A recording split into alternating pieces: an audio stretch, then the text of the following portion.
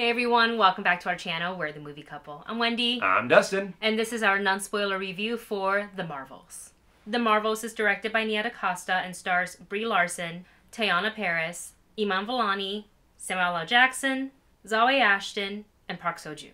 Carol Danvers, aka Captain Marvel, has reclaimed her identity from the tyrannical Kree and taken revenge on the Supreme Intelligence. But unintended consequences see Carol shouldering the burden of a destabilized universe. When her duties send her through a wormhole linked to a Kree revolutionary, her powers become entangled with that of Ms. Marvel and Monica Rambeau. Together, this unlikely trio must team up and learn to work together to save the universe as the Marvels. So again, this is a non-spoiler review of The Marvels, so if we are vague on certain scenes, that is because we want to make sure we keep this as spoiler-free as we can for the people who, you know, are looking for a spoiler-free review. However, we are going to refer to various parts in the trailer, so if you consider that spoiler, I would suggest you watch the movie first and then come back later. And also for those who want spoilers, we will have our spoiler review up this weekend on our Patreon. So The Marvels. I feel like it's actually been a while since we gotten to see the first Captain Marvel movie. Yeah. Like, it's been a minute. And also the thing is, with this movie, you needed to also have a lot more backstory too, because it's not just a Captain Marvel sequel, it's also a WandaVision sequel in a sense, and also a Ms. Marvel spinoff as well, because those characters are very much lead roles in this movie. If you haven't seen those, you're probably going to get a little lost in the introduction of some of these characters. Exactly. And going into this, one of the things that I was really excited to see was the relationship, a very strained relationship, might I add, between Carol and Monica. It was alluded to already in WandaVision that Monica doesn't really want to talk about Carol. She kind of would rather have, not that she would have nothing, doesn't want to have anything to do with her, but she's very hesitant and very sensitive on the topic. And you can see in the trailer, Carol kind of, it's awkward now. Whereas before, you know, she was best friends with her mom. She called her Lieutenant Trouble. There was a whole history there. So I was really interested in finding out exactly what caused the drift, aside from what we've already seen. Obviously, there was the blip. There was, spoiler alert for anybody who has not watched WandaVision or Secret Invasion. No, she's not in that. Or no, it was, or Ms. Marvel. Yeah, she was not in. That was another thing. She wasn't in the most recent Marvel MCU TV show on Disney+. So it's been a while for us to have any connection to a lot of these characters. So much has happened in the MCU. So I think that's where the movie has some of the trouble, is that in a way it does require the audiences to have the full experience for the movie, to have invested in their time in Disney Plus shows such as WandaVision and Ms. Marvel. Now, can you walk into this movie without seeing either? Absolutely, but I think you're going to be inundated with a lot of information up front, and you're also not going to have an emotional connection to any of these characters because you didn't watch them go through their arc in their various shows. Yeah, I think you probably could get away with a little bit of just a summary of what happens. Like if you can watch a 30-minute video that summarizes the entire storyline of WandaVision or of Ms. Marvel, you'd probably be on a better foot. But that means that would also spoil those entire series for you if you ever wanted to go back and watch them. But I have to admit, one of the things that I really was looking forward to, and I was not disappointed in, is Kamala Khan. She's really one of the outstanding characters in this movie and makes a lot of the awkwardness in this trio work so well. I have to admit, between Carol and Monica, if it was just the two of them, I feel like it wouldn't have been that enjoyable to watch. They felt a little cold. Yeah. Even after that they've kind of talked out their stuff, it still felt there was some sort of distance between them. Not intentionally, it's just that I didn't feel like they were invested in each other. Yeah, for two who had so much history with each other, they really did not have that much chemistry on screen. But once you add Kamala into the mix, I thought it worked out a lot better because you had this awkwardness between Carol and Monica, but then Kamala came in and made it a little bit more like, okay, we have to behave for the child in the group. And she does an amazing, she is this character. Yeah. You can tell that she was having a blast, and she's enjoyable. Her joy of being this character really does radiate through the movie. Yeah, I think, you know, Iman Vellani really embodies the spirit of Kamala Khan and of Ms. Marvel. So if you did invest in her Disney Plus series, a lot of the elements from that was borrowed into certain parts of the movie. It's not through the whole thing, because it's still very much a Captain Marvel movie. It's still a Captain Marvel sequel, but the other two characters have obviously a lot of screen time, a lot of equal parts to it, but it does center on like things that Carol have done and like what escalated into this situation, which we'll get into in just a second. But there are elements that I enjoyed of Miss Marvel that would put into this one, and also the end scene of Miss Marvel, the series, is also sort of like leads into this movie as well. Not directly, that's not how it opens, but it does lead into it. So it gives you that backstory, and again, that's why we kind of circle back to like, to really get the full experience, you would have had to have experienced the show. Now, another thing that I found that this movie kind of suffered from was the exposition and the writing. There was a lot of history that happened with Carol. Why was she in space for so long? How come she didn't come back to Earth for so long? What was she doing?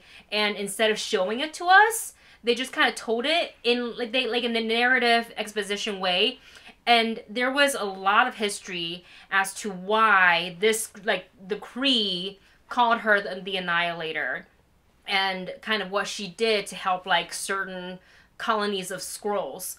And it just felt so glazed over. Like, we're just going to glaze over, not glaze, but we're going to just touch on this quickly and move on to this next thing.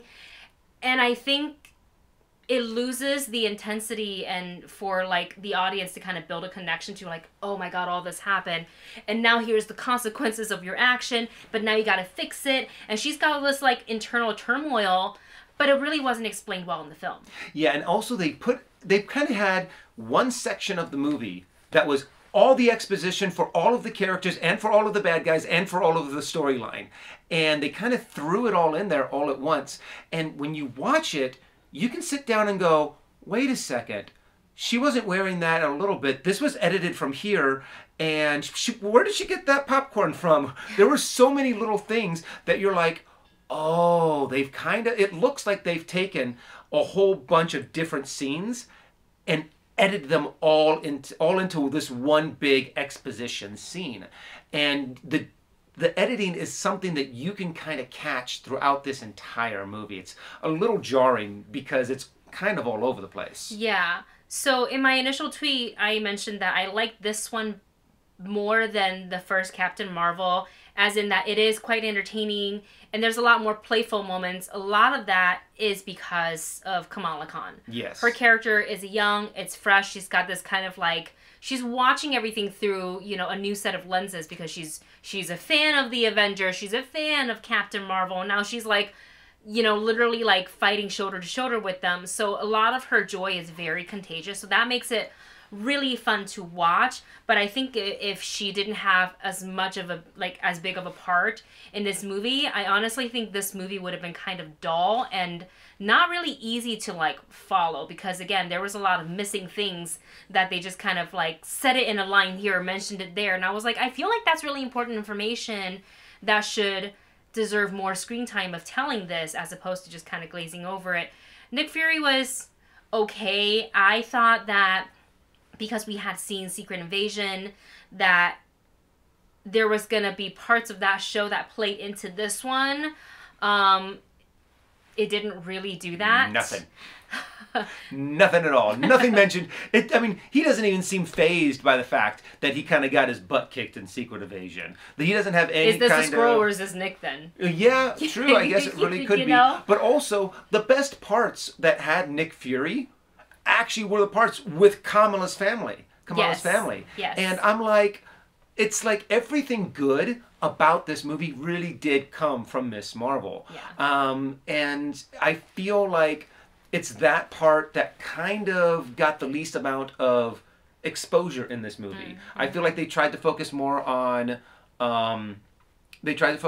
Captain Marvel, a more kind of on the Kree. I mean, they really did kind of glance over. Well, they open with why she is what she is in search for, which is an ancient artifact. I don't know if by giving away exactly what she is searching for is a spoiler, or if it's already shown in the trailer. I can't remember, so I'm just not going to mention it. But she is in search for an ancient artifact that will help with solving this like really terrible problem in her home world. So the villain, I feel that like she has all the reason why she is doing what she is doing.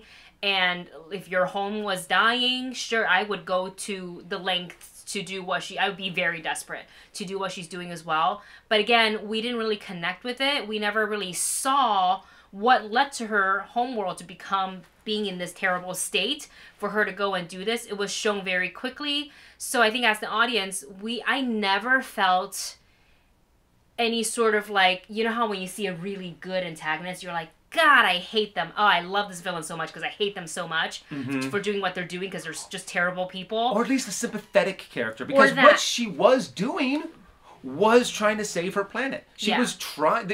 She had good intentions, and I feel like they could have taken this character and made it, was it the road to hell is paved with good intentions, and that's what they really could have. But I feel like they cut out a ton of what developed this character. Yeah.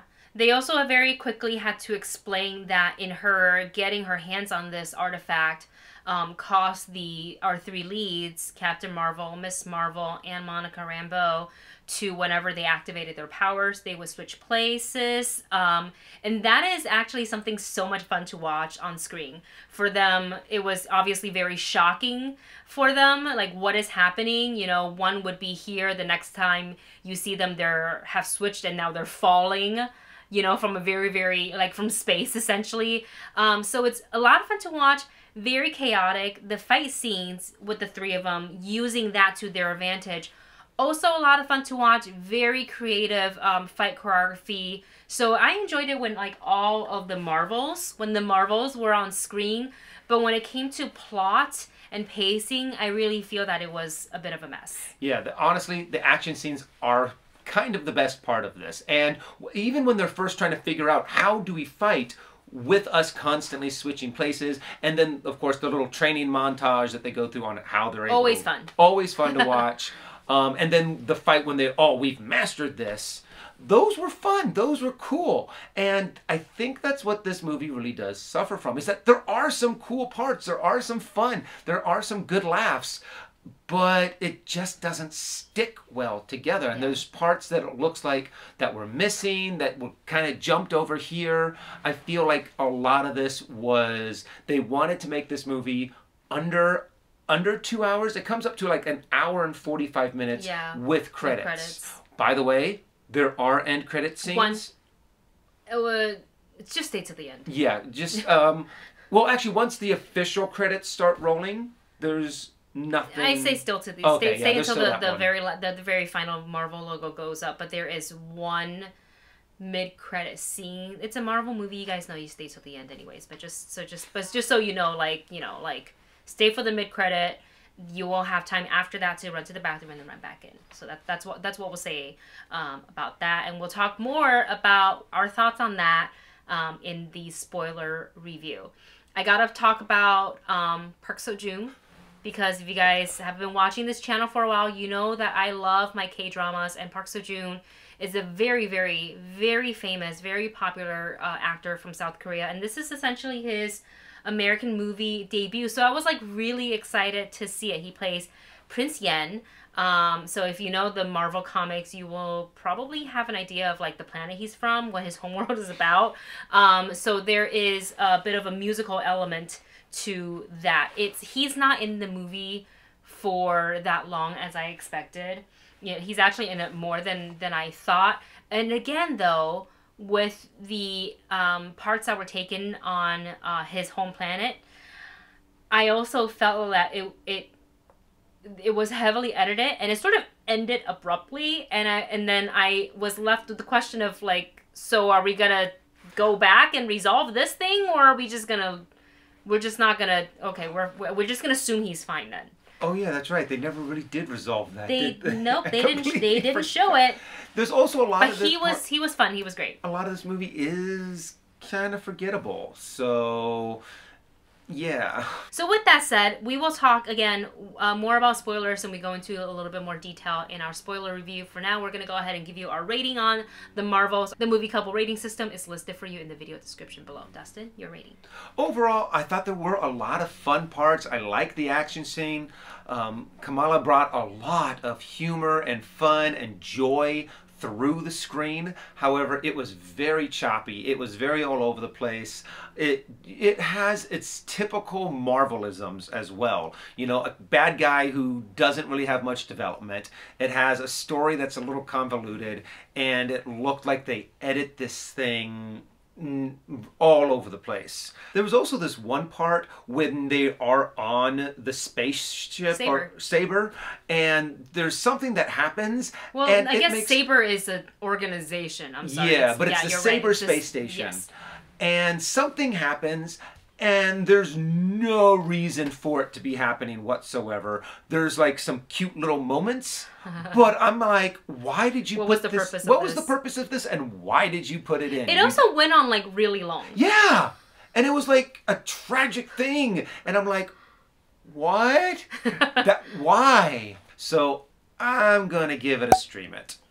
I wish I cared enough about the overall like situation, the dire situation that was happening, for me to feel invested in it. I wasn't really invested. I didn't like the villain. I didn't like her purpose, and I didn't like how they resolved it. I did enjoy, however, when all three of our lead characters were on screen. I think they're a lot of fun to watch, and part of it has to do with Iman Vellani's Miss Marvel.